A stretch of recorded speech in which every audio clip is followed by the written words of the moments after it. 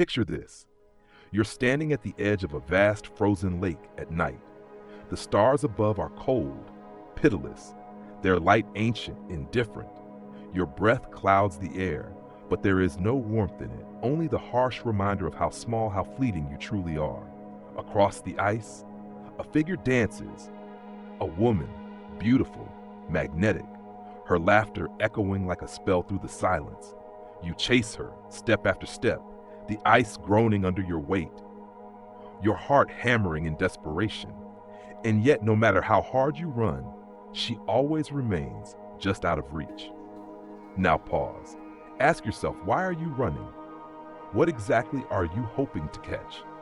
Is it her? Or is it the aching emptiness inside you, screaming to be filled? You think if you catch her body, you'll catch her heart. But what if chasing only makes you smaller in her eyes? What if, with every desperate reach, you are silently telling her and the universe that your worth is negotiable?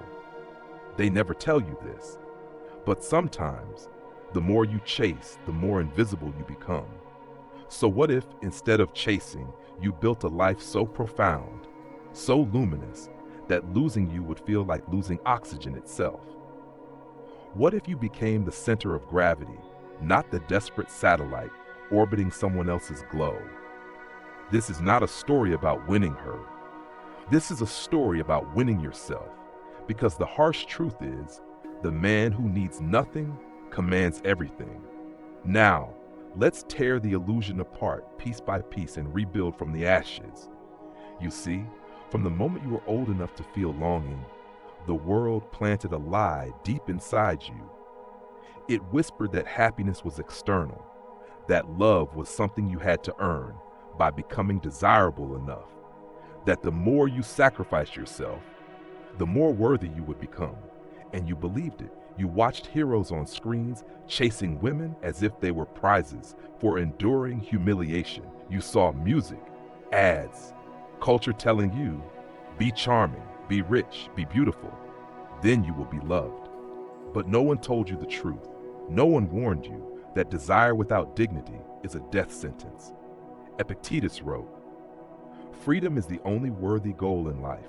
It is won by disregarding things that lie beyond our control." And yet, every time you chase her body, her approval, her attention, you voluntarily shackle yourself to what you cannot control. You hand over your peace, your joy, your very identity, in the desperate hope that someone else will return it back to you with a kiss. But Stoicism demands a harder, colder gaze. It asks you, why would you ever entrust your happiness to something so fickle, so fragile, so outside yourself? The truth is brutal. If she can feel you need her more than you need your own soul, she will grow restless. She may enjoy the attention briefly, but deep down, her respect for you withers, because even she, in her ancient instincts, knows a man who abandons his own throne for a smile is no king at all. Seneca warned of this disease centuries ago. He who is a slave to his passions is no less a slave than he who wears chains. And here you are, not in chains of iron, but chains of desire, invisible, but just as heavy, chasing bodies instead of building an empire within yourself. But why is this so tempting? Why do you, like millions before you, fall into this trap? Because evolution wired your brain to seek connection, approval, status, because dopamine surges, not when you get her, but when you chase her. Because centuries of societal programming have taught you that your worth is measured by who desires you, not who you become. This is the hidden sickness, a sickness that Stoic philosophers fought against with every breath. Marcus Aurelius reminded himself daily, do not waste what remains of your life in speculating about others, unless it be with a view to some mutual benefit. Focus instead on perfecting your own character. But we were taught the opposite, to stare at our screens, our mirrors, our statistics, begging silently, am I enough yet? Will they love me now? Thus, the trap is set. You become addicted to external validation, a validation that, like a mirage, evaporates when you think you finally grasped it. You build your identity, not on your values, your virtues, your vision, but on the volatile tides of another's attention. And in doing so, you sacrifice your sovereignty. You see, to the Stoics, the greatest good was not pleasure, not wealth, not reputation. It was virtue, the unbreakable internal fortress of wisdom, courage, justice, and discipline. When you chase a woman's body, instead of embodying your own virtue, you are committing a silent betrayal against the very purpose of your life. You are not here to be a beggar at the gates of someone else's affection. You are not here to shrink yourself until you are palatable, pleasing, compliant. You are here, you were born to forge a soul so formidable, so self-contained, that even the storms of fortune break against you like waves against a cliff, and yet every act of chasing drags you further from that destiny. Imagine a man standing in a burning building, clutching a bag of gold. The flames climb the walls, the smoke fills his lungs, and still he clutches the bag tighter, as if wealth could save him from the inferno. That is what you are doing.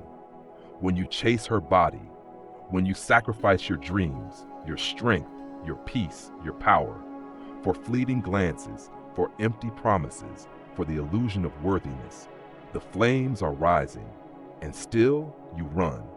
You don't even realize. You are setting yourself on fire just to keep someone else warm.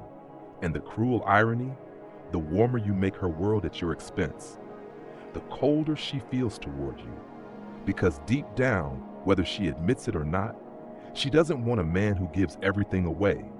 She wants a man who is everything, with or without her. And so, the great paradox reveals itself. The more you chase her, the further you fall from being the man she could never afford to lose. You think it's harmless, that it's just natural to want her, that a little longing, a little chasing is part of the dance. But beneath the surface, a slow erosion is happening. Every time you place her or any external approval above your own principles, you chip away at the foundation of your mind. You teach your brain that your value is conditional, that peace must be earned through performance, that love must be purchased with self-betrayal.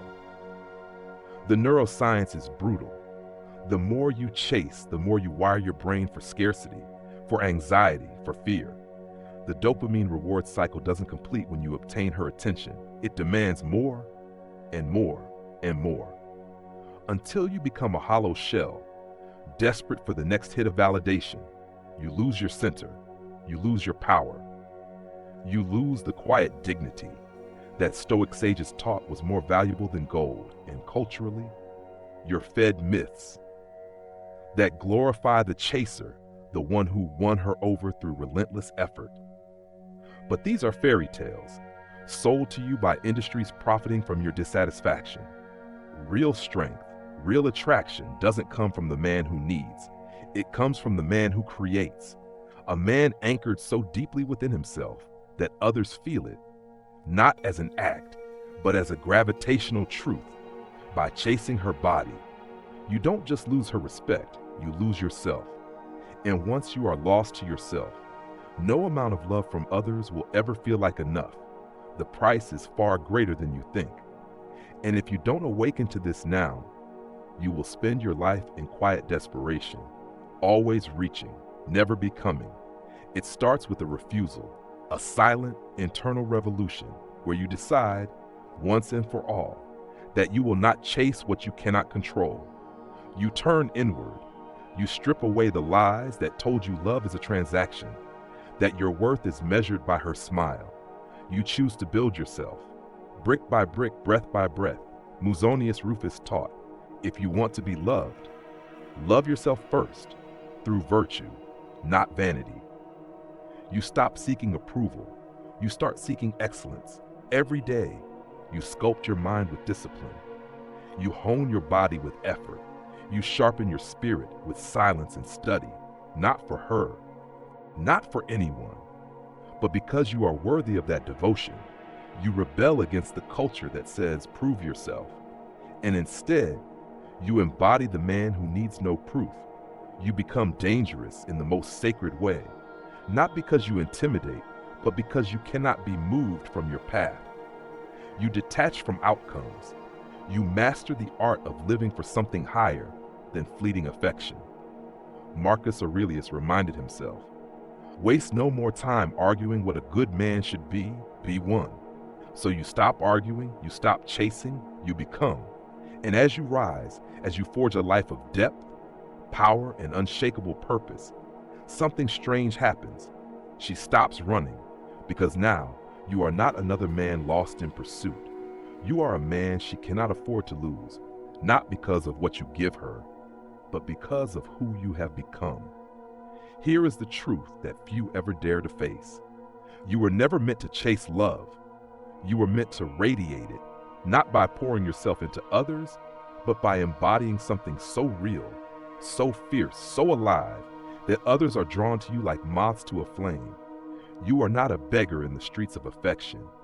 You are a builder of worlds, a guardian of your own soul, a sovereign being whose value is beyond negotiation. And once you see this, truly see it, a strange peace settles over you. You realize that you do not need to be chosen because you have already chosen yourself. You realize that the only relationship worth fighting for is the one between you and your highest self. Everything else, the attention, the affection, the admiration, becomes a byproduct, a natural reflection of the life you have forged through courage, discipline, and quiet, relentless self-respect. And in that moment, you are no longer running across the ice, chasing a shadow. You are the mountain, the silent force that others come to find shelter within. Not because you begged them to, not because you needed them to, but because you became something they could not bear to lose. So let them come or let them go. You will remain unmoved, unbroken, unchained. A man forged not by longing, but by the sacred fire of his own becoming.